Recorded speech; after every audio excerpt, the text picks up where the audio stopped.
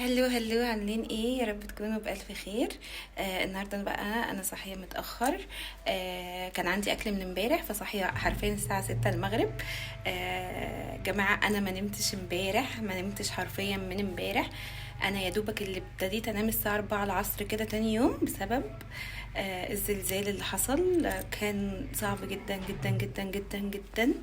عايزه اقول لكم ان انا ما نمتش، انا نزلت في نفس اليوم. هنتكلم كتير عن الحوار ده. بس بقى فعشان كده صحيت متأخر. لبست ونازلة رايحة هنشوف بقى رايحين فين. بس بقى عايزة اقول لكم ان انا ما بصدق انزل، علشان او ما صدقت نزلت بسبب الخوف. فانا نازلة امبارح من البيت الساعة 4 الفجر بسبب الرعب اللي احنا كنا فيه.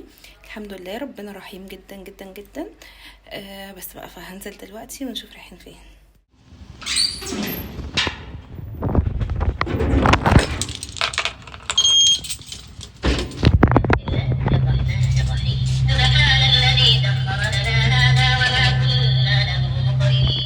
طبعا انتوا عارفين الاسانسير ده بتاع مين؟ اكيد بتشوفوه في الفيديوهات بتاعت اسراء.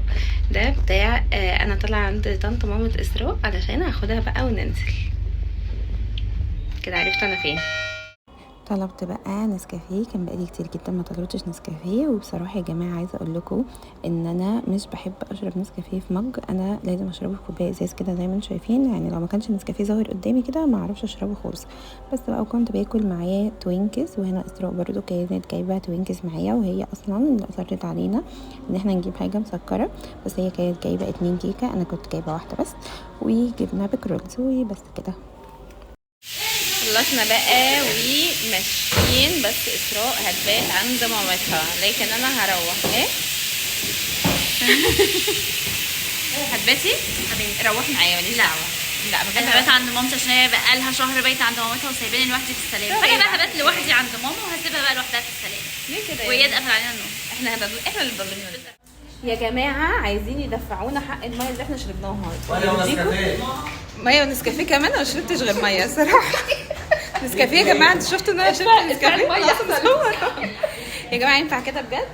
ما ينفعش. 100 جنيه نسكافيه. 100 جنيه ليه؟ ده ايه الكافيه الغالي ده؟ يلا يا بنتي يلا نمشي، يلا ده عايزين يدفعونا حق النسكافيه والميه كمان. عايزه اعمل شكوى في كافيه اسمه اندور. شربت نسكافيه وما دفعتش حسابها، وانا شربت ميه وما دفعتش حسابها. يرضيكوا يا جماعه؟ عايزين يدفعوني في واحد نسكافيه و ايه، واحد نسكافيه وميه وواحده ميه يدفعوني 50 جنيه.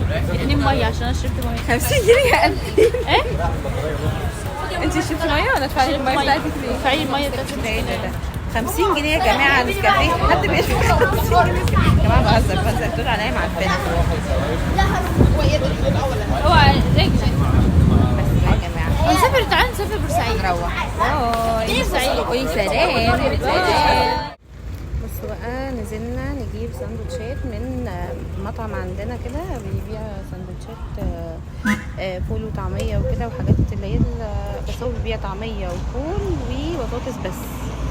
فحاجته حلوة قوي، احنا بنحب نجيب من عنده، فهنتعشى من عنده النهاردة. هنجيب بطاطس، انا هجيب بطاطس وفول بس، لان هو بقول لكم مش عنده غير طعمية وبطاطس وفول بس. بيبقى زحمة جدا جدا جدا، فانتوا مش متخيلين الزحمة اللي عنده. فاحنا واقفين مستنيين لحد ما نخلص.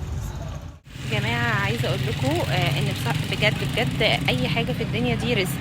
عايزه اقول لكم ان هو مش بيبيع بقول لكم زي غير طعميه وفول وبطاطس بس، وما شاء الله بيكون زحمه جدا اكتر من مطاعم تانية فيها كل حاجه. فسبحان الله يا جماعه، اللي بيتقي ربنا في شغله ربنا بيرزقه جدا. هو ما شاء الله كمان يعني عنده فرعين. الفرع ده بيبقى مليان جدا، ومش في حته مثلا فيها ناس كتير ولا كده، لا فرع يعني في مكان عادي فيه مساكن، ويبقى ما شاء الله زحمه بالتوابير. وفي مكان تاني في الكورنيش برضو بيبقى زحمه جدا. يعني اللي هو تستغربوا تقولوا مثلا بتاع الكورنيش هيبقى زحمه اكتر، لا هنا بيبقى زحمه والله اكتر من هنا، اكتر من الكورنيش. وما شاء الله بجد اللي بيتقي ربنا في شغله حتى لو فين الرزق ده لو فين بيجيلك. يعني في ناس بتبيع حاجات اكتر منه بكتير، طعميه وفول وبطاطس ومش عارفه حاجات كتير ومسقعه، ومطعم بقى مطعم بس ما شاء الله والله ما عندهمش نفس اللي عنده، يعني نفس الزحمه اللي عنده. فربنا يرزق بجد كل الناس اللي بتتقي شغل.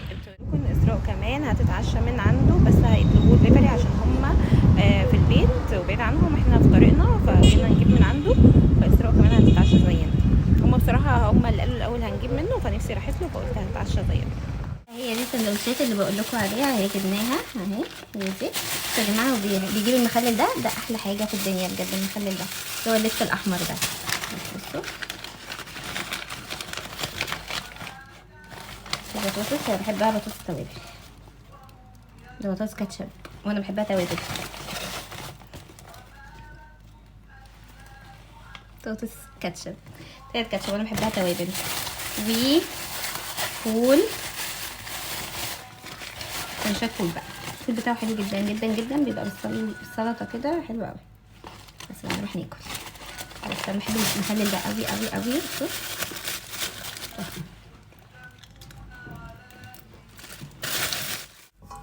هلو عاملين ايه؟ يا رب تكونوا بألف خير. النهارده بقى تاني يوم نمنا وصحينا، لسه صاحي من شويه، يا دوبك صليت وكده وفطرت. و عندي غسيل فراخ. بصوا يا جماعه، الفراخ لسه جايه وهدخل اغسلها عشان اشيلها. هغسلها واتبلها، مش عارفه اغسلها واتبلها ولا هغسلها واشيلها، بس هغسلها واتبلها ان شاء الله. وطبعا يا جماعه دي اكتر مرحله انا بكرهها في حياتي. عايزه اقول لكم ان انا بقالي فتره ماما بتجيب لي الفراخ مغسوله، يعني بقعد يعني في اوقات بغسلها وفي اوقات ماما بتجيبها لي بقى مغسوله ومتنضفه وكل حاجه ومتبله كمان. بس النهارده عشان طلبتها من الراجل على طول فجايه لي مش مغسوله. فبجد بجد دي اكتر حاجه انا مش بحبها، بس غصب عني هعملها. فهغسل الفراخ الاول وبعد كده هتغدى.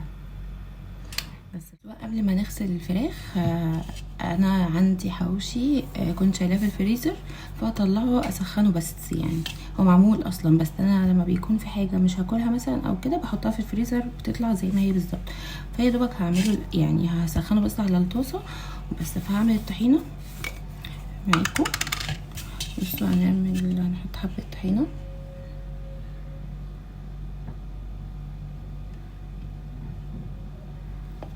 هي كده، حطيت كتير. وحبة مية صغننين، مش صغننين اوي. وبس كده هفضل بقى ايه اعمل فيه. على فكرة انا الطبق ده كبير اوي، المفروض احط في طبق اصغر، مش مهم. بس اعمل فيها بقى كده. لا الطبق كبير يعني، هنقلها في طبق اصغر بس بعد ما اخلصها. بقى حبة تاني وهحط لهم حبة مية برضه صغننين تاني. وهحط التوابل دلوقتي عشان تتعمل معاها. هحط حبة فلفل اسمر وحبة كمون، دي طبعا انتوا عارفين دي ما بتنزلش اصلا.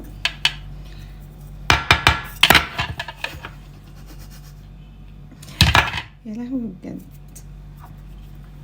يا جماعة، لازم اضرب لخمة انتوا عارفين. وحبة كمون وهحط حبة ملح وحبة كزبرة بس كده. مش وليمون.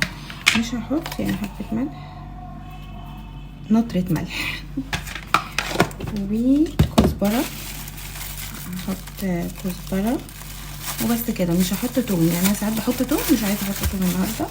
هحط التوابل دي بقى، فلفل اسود وكمون وحبة كزبرة. مرة حطيت يا جماعة الكزبرة دي حطيت مرة بهارات لحمة، ما اقولكوش بقى على الهبل. بس كده.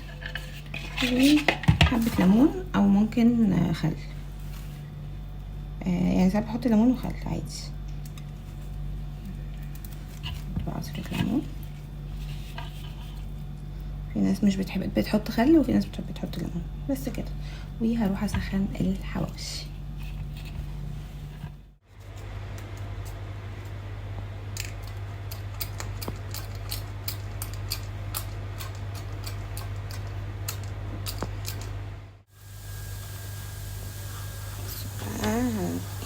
هنفضل نقلب فيه كده عشان ما يتحرقش.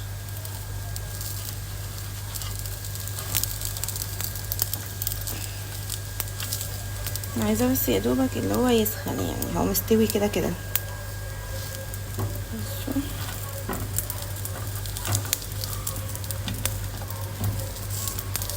يا جماعه المساكه دي اوحش مساكه في الحياه، ما بتمسكش كويس اصلا، على طول تتزحلق مني. بس كده.